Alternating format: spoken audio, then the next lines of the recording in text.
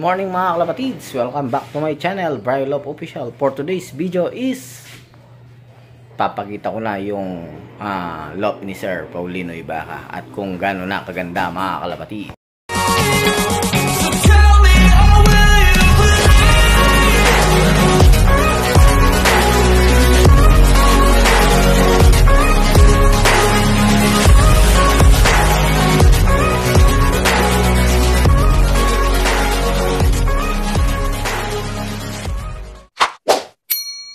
Bale yan mga kalapatids, tapos na nga yung sakak section at nailipat na nga yung mga ibon dito. Ito po, naka double door siya. Ito na po yung mga ibon. Kaya mga kalapatids, ito yung mga ibon, oh. Yan, ayan sila. Bale ito po yung sakak section, pero kasama po nila yung mga babae. Kasama po nila yung mga babae. Ito yung box skirts. Then ayan po yung bilakan, nandun po yung mga ibon na iba. Ito po yung pinto niya mga kalapatids. Bali, ang pintong yan mga kalapatids is may polycarbonate na takip yan mga kalapatids. Baka pag ayaw mong palabasin, may tatakip mo siya dyan mga kalapatids. Yun mga kalapatids. At yung polycarbonate niya nilalagay na yan dahil medyo basa pa yan kanina, kaya di pa pinalagay mga kalapatids. At lalagyan niya ng tali para hinihila pag gustong buksan mga kalapatids. At ngayon nga siya mga kalapatids, so ganyan siya. Okay mga kalapatids, at ito yung mga ibon. At papakita ko naman, tapos na nga yung hen section mga kalapatids sa ino. Ito yung cock, ay yung hen. Pasyal tayo sa hen section mga kalapatids. Diyan yung mga beeperts ni boss, napakaganda, napakalupit. Dito nga sa loob niya is may double door. Ayan, lagi may double door yan. Ayan. Baka kapag nakawala man yung cock, nandito lang. Nakawala man yung hen, nandito lang sila. Hindi sila makakalabas basta-basta. Ito yung hen section mga kalapatids. Ayan o. Ayan siya. Ayan. Ayan o, napakagandang hen section yan o. Halos pares lang sila ng cock section at meron din siyang welded. Maalis man yung yero, hindi pa rin sila makakawala. Ayan. Sinigurado nga natin na safety yung mga ibon niya.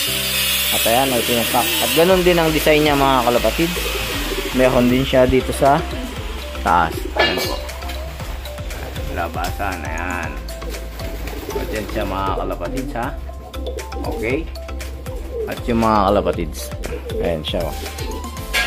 Ngayon, nililipat na natin yung mga hen section mga kalapatids. At bago natin lipat, maglalagay na tayo ng mga pagkain. Para pag nailipat dito, makakain na sila. At hindi pa nga natin sila pinakain para mahuli natin yung mga hen.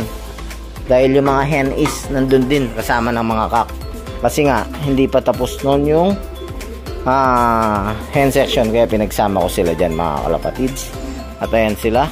Ngayon kukuha tayo ng yung patuka mga kalapatids. So, kaya nga, kung nakita nyo yung last vlog, meron niyang mga halong vitamins, B Pure, B22, Physical, yan. Saka meron din siyang pambinder. Ayun mga kalapatid. At maglalagay na tayo din sa hen section. Ayan.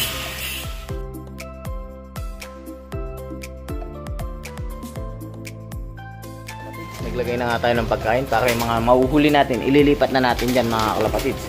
At ngayon pupunta tayo sa cock section mga kalapatids para mahuli ng mga hen mga hen at ilipat sa hen section mga kalapatids. Kailangan din natin magdala ng patukaan para sa kanila.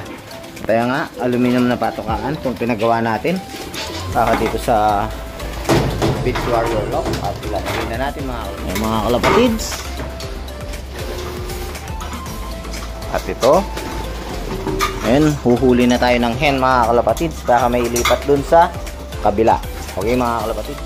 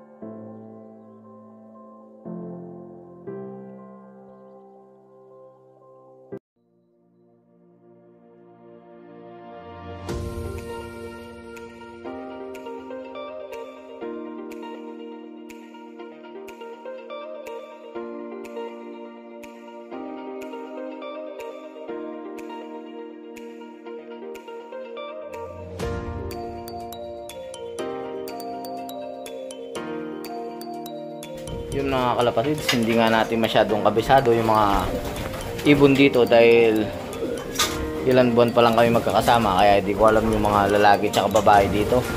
At yun, pero palagay ko yung mga nailipat ko is babae naman lahat. At yung mga lalaki is may nakahalo pang lalaki dito sa mga hen section. So yung mga cock, yan cock. Ako palagay ko babae yata yun, napakalaking babae kung babae yan. Binabaka ako nga sila. Kaya kung pansinin nyo mga kalapatids, yung mga doon sa kabila, wala, ayun, may isa tayong may halong lalaki. Ayun nga, huliin natin mga kalapatids. Ayun o, nahalo siya. At mukha siyang babae pero lalaki siya mga kalapatids. Huliin natin mga kalapatids, baka may lipat sa kabila. At pakainin na din natin yung mga cock at saka hen section. May pagkain na nga doon sa hen section mga kalapatids. Ngayon sa cock, bibigyan na din natin mga kalapatids. Baka makakain na din sila.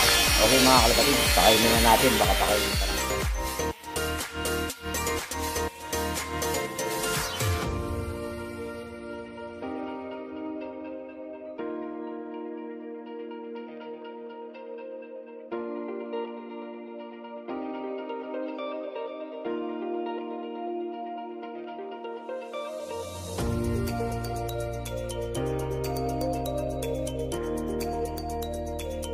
Yan mga kalapatids, kumakain na sila. Ito na yung mga cock at ito na yung mga hen mga kalapatids. Ayan o, kumakain na yung mga cock and hen. Ayan, paano ba natin kukunan na maganda-ganda yan. Ayan mga kalapatids o,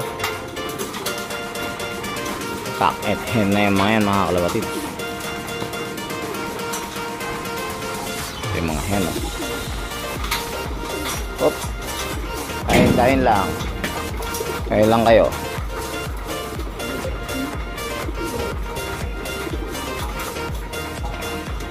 Ayan mga kalapatids, at makukondisyon na silang maigi dahil nakaiwalay na yung cock tsaka hen mga kalapatids.